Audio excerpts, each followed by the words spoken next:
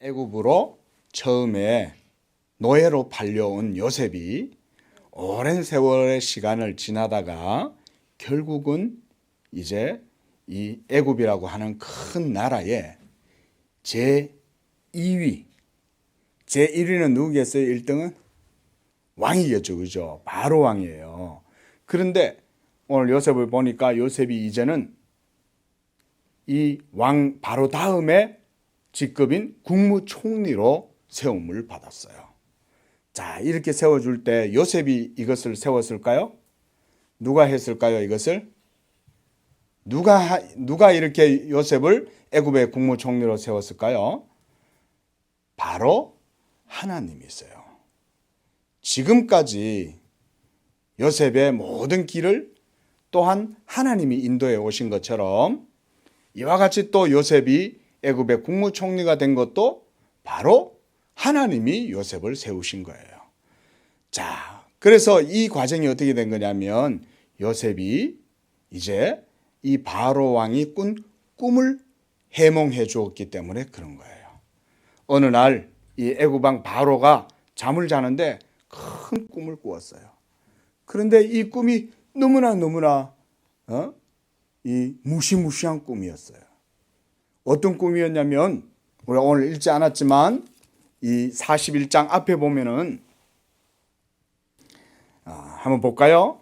거기 보면 18절에 41장 18절에 보면 살찌고 아름다운 7 암소가 나일강가에 올라와 갈밭에서 뜯어먹고 그 뒤에 또 약하고 심히 흉하고 파래한 7 암소가 올라오니 그 같은 흉한 것을 애굽 땅에서 내가 보지 못한 것이라 그랬어요. 그러니까 먼저 나일강가에서 소들이 풀을 막 뜯어먹고 있는데 너무나 풀을 잘 뜯어먹어가지고 살이 붕둥붕둥 이렇게 찐 거예요. 그런데 그 다음에 또 이제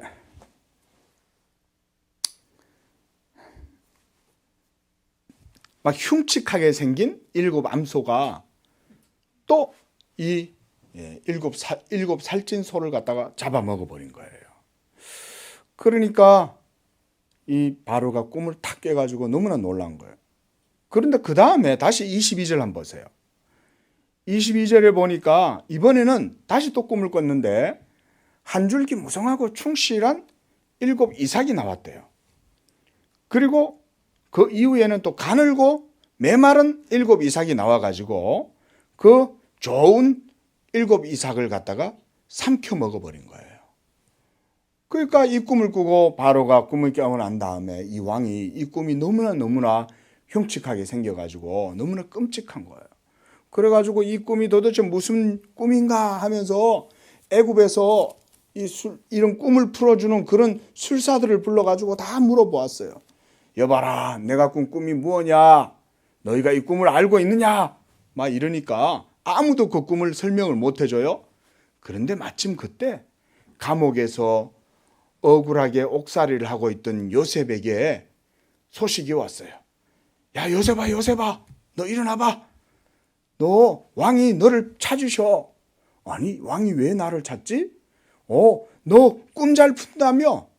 너 꿈을 잘 푼다고 그래가지고 저번에 술 맡은 관원장이 네가 꿈 잘 푼다고 그랬어. 그래가지고 바로 왕이 너를 지금 불러. 빨리 가봐.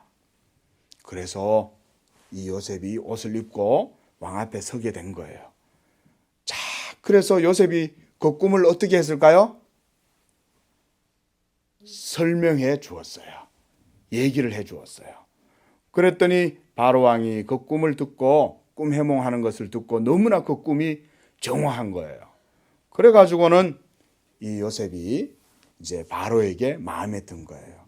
그래서 바로가 이 요셉을 너무나 대단하게 여긴 거예요. 야, 너와 같이 이렇게 하나님의 영에 감동된 사람을 내가 보지를 못했다.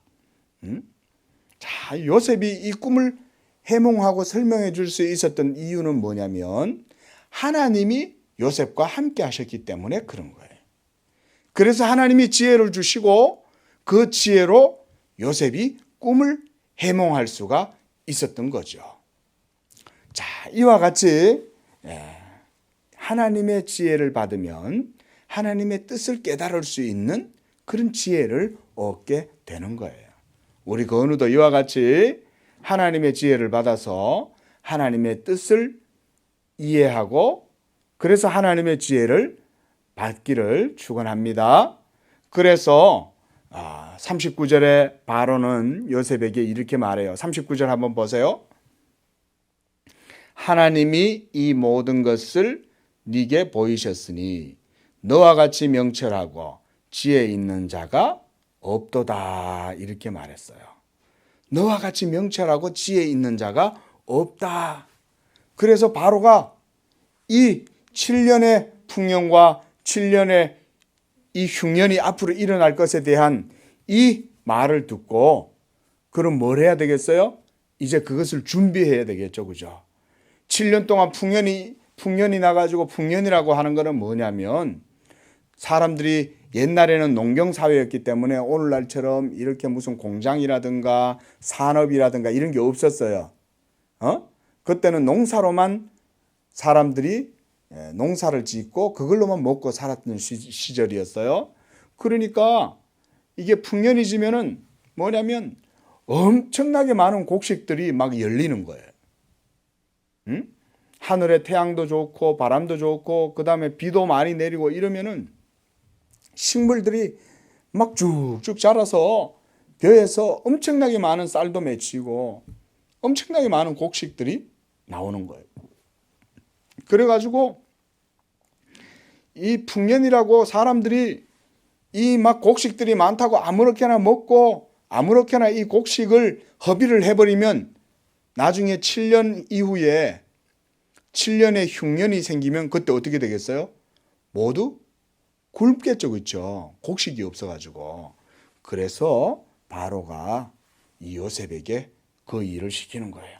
그래, 이제 7년 동안 풍년이 들면 네가 그 풍년이 될 때 그 곡식을 전부 다 잘 지혜롭게 모아서 비축해 두었다가 또 7년 흉년이 될 때가 되면 그때 네가 그 곡식들을 백성들에게 나누어 주어라.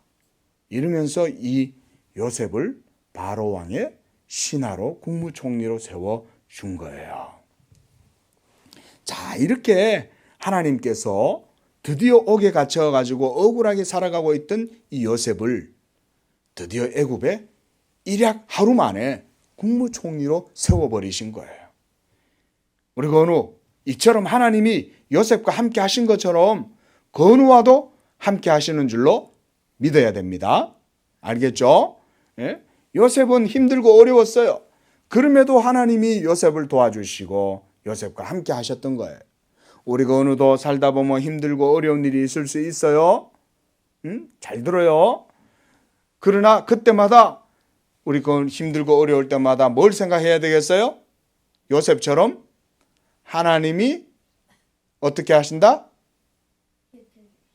그렇죠. 건우를 지켜주시고 건우와 함께하고 계신다라고 하는 것을 우리 건우도 마음으로 믿어야 되는 거예요. 그러다 보면 하나님께서도 때가 되면 건우를 또한 하나님께서 지켜주실 뿐만 아니라 또 이렇게 크게 하나님께서 사용을 하시는 거예요. 자, 오늘 이렇게 드디어 국무총리가 된 요셉을 통해서 하나님께서 이 요셉을 국무총리로 세웠다는 것을 보았어요. 우리 건우도 이와 같이 이 세상에서도 정말 우리 하나님께만 영광을 돌리고 하나님만 의지하고 하나님만 믿으면서 그렇게 살아갈 때에 하나님께서 우리 건우를 사랑하시고 축복하셔서 복된 길로 하나님이 귀하게 쓰시는 길로 인도해 주실 줄로 믿습니다. 기도하겠습니다.